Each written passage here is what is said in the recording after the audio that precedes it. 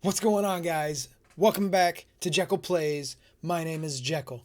Today, I thought I would do something a little different. We're going to check out two graphics cards. We're going to do a shootout between the GTX 1070 and the GTX 1660 Ti.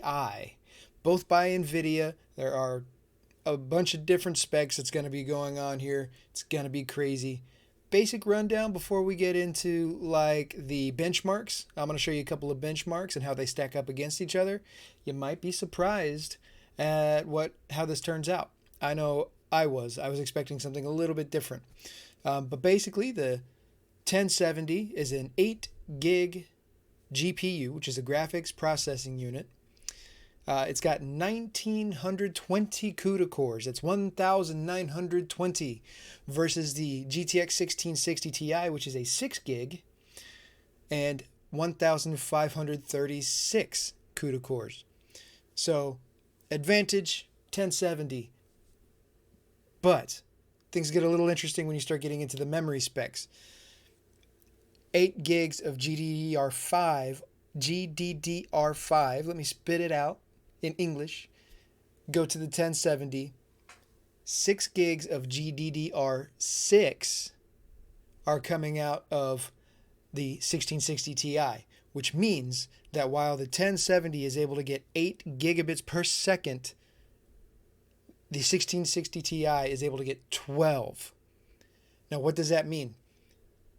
You're still getting a lot of push from both of these, but with the faster memory and the faster gigabits per second going through that memory from the 1660 Ti means that now the 1660, even though it's 6 gigs, is more on par with an 8 gig card like the 1070. Check out a couple of the benchmarks. I benchmarked a couple of AAA games. I did Assassin's Creed Odyssey. I did The Division 2. And for giggles, I figured I'd do a little bit of an older one just to see how they performed, and I did Sleeping Dogs. Check it out.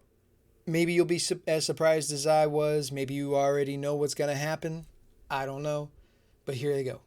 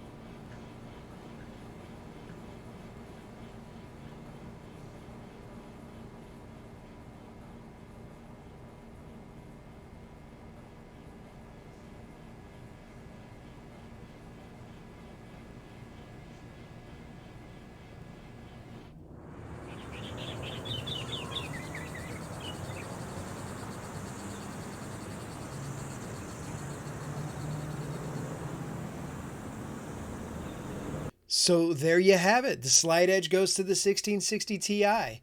Who would have thought that? I figured the Slide Edge would go to the 1070, being a bit of a air quotes beefier card, but with that DDR6 memory and the Turing architecture, which is the newest architecture that NVIDIA's put out, it gives it that little push, just a little push to go a little farther than the 1070. Now, it does not do ray tracing, which I was a little disappointed in, but it does everything else. Everything. You can do VR gameplay using a 6 gig card now. Who would have thought that was going to be a thing? So yeah, for the money, if you're going to get something that's going to be compatible with a 1070, you're looking to replace it with something newer, honestly, you probably would be better off just going with a 2080 or a 20 series of some kind. But the 1660 Ti is a great, great card. I've had nothing but good experiences with it so far. And yes, I didn't get 60 frames per second on these, except for the Sleeping Dogs, but that's because I had everything just way pushed as far as I could push it. You will have to find a balance on how you're going to play your games for that maximum frame rate if that's important to you. But honestly, anytime I'm playing, because I usually have a FPS counter up in the top, I'm getting close to, if not 60, on just about everything I'm playing. It is not an issue. I'm not a competitive player, so it doesn't bother me at all. I don't need, 240 frames per second or anything like that with these massive cards. So, there you are. GTX 1070 versus 1660 Ti. The 1660 wins by a hair. So I really hope you liked this video. If you did, please leave me a like, a comment what you want to see in the next video, and subscribe for more videos like this. All those things really help this channel grow, really gets us into that YouTube algorithm. You know what I'm saying? But thanks again. I really hope you enjoyed it. I enjoyed making it. This was a lot of fun. And I cannot wait to see everybody again soon. Bye.